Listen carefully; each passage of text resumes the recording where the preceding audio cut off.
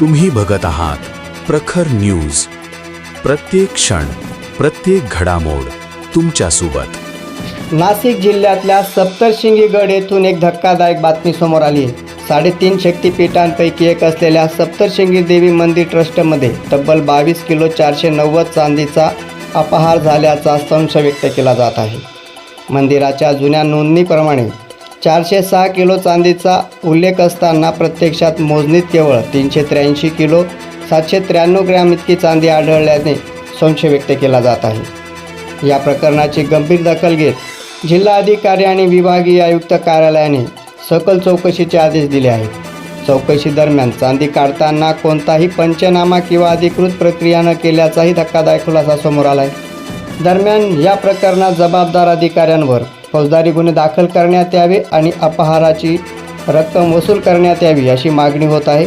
या घटनेमुळे भाविकांमध्ये संतापाची लाट उसळली असून आता सर्वांचं लक्ष चौकशी अहवालाकडे लागले आहे. प्रखर न्यूजसाठी दीपक बागुल, कळवण.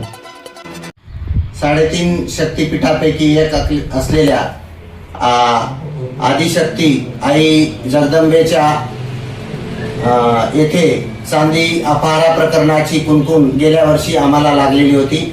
या प्रकरणात मी व माझे काही सहकार्यांनी मिळून माहिती अधिकारात माहिती मागविली असता सर्व अर्ज त्यांनी आम्हाला माहिती अधिकार कायदा लागू नये असं म्हणत निकाली काढलेले आहेत. तसेच या प्रकरणाची आमची शंका बळावली.